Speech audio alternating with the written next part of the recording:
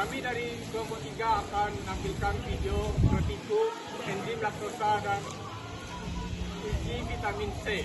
Selamat menyaksikan!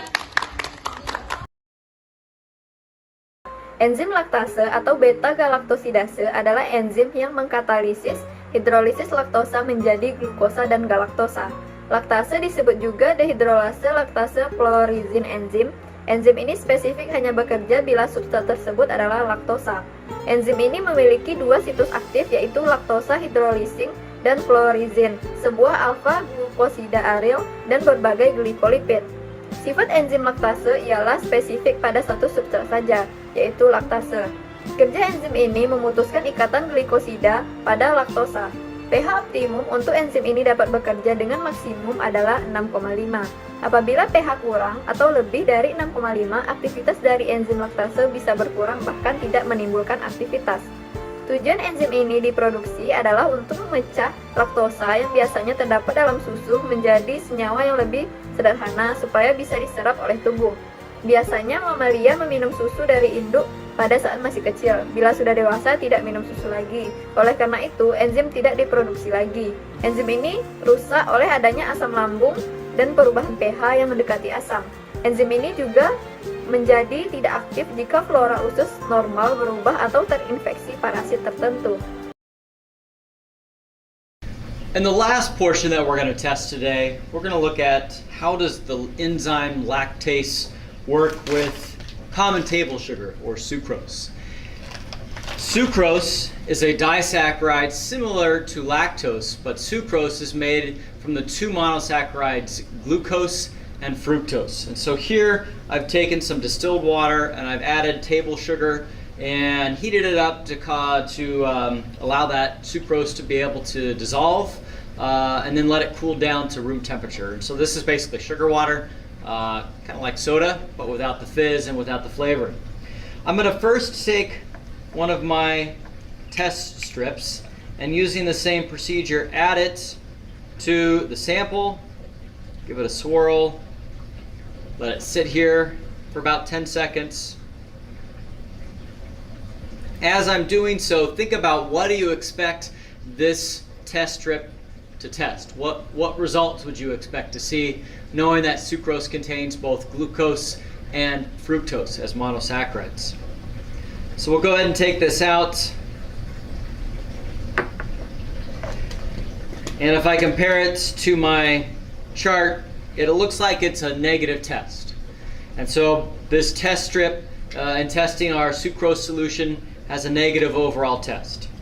Again, like before, I will add some lactase enzyme.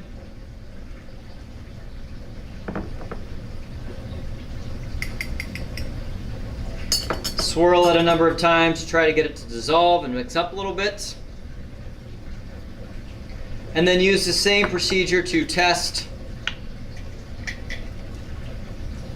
for the presence of glucose after I've added the lactase enzyme. We'll swirl it a number of times, mix it up, and leave it in there again for about 10 seconds. This time, as we're waiting, think about again what you expect to see in our results. Swirl this a couple of times and then take it out.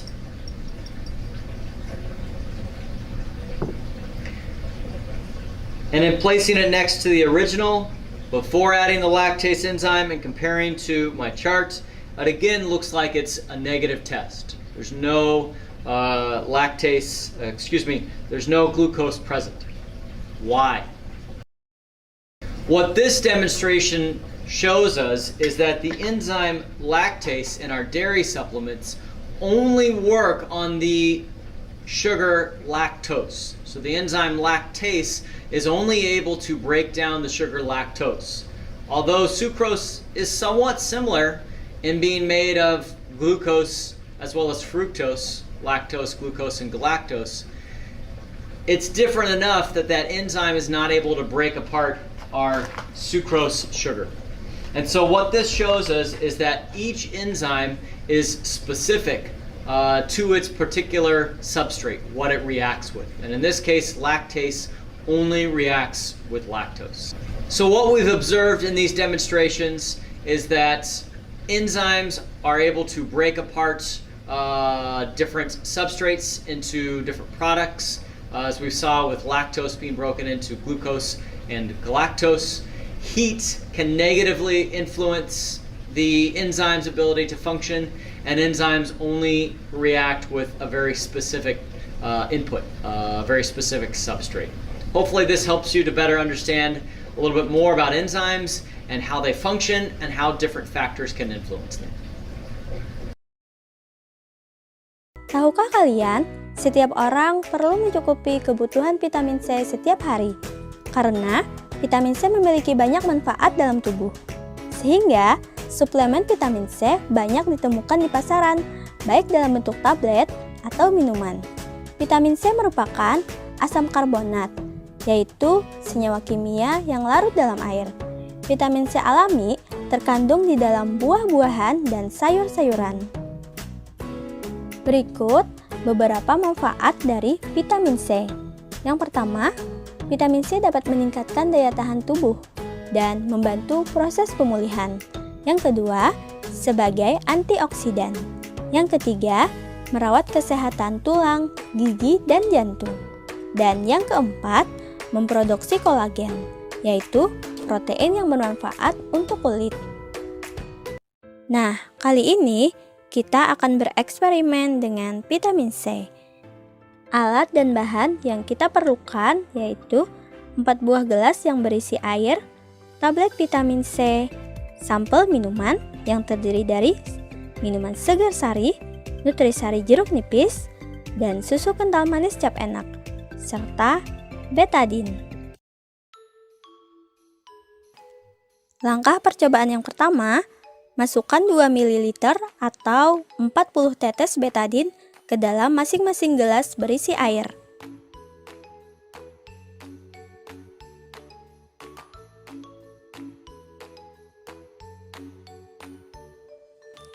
Kemudian aduk hingga betadinnya larut.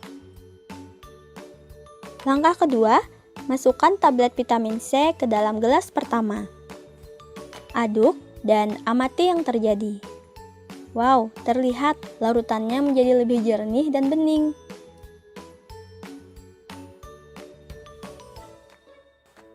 Selanjutnya, masukkan sampel minuman segar sari ke dalam gelas kedua. Kemudian aduk dan amati apa yang terjadi. Di sini terlihat larutannya menjadi berwarna jingga dan lebih pekat. Selanjutnya, masukkan sampel minuman nutrisari jeruk nipis ke dalam gelas ketiga. Lalu, aduk dan amati yang terjadi. Di sini terlihat larutannya menjadi lebih jernih dari semula.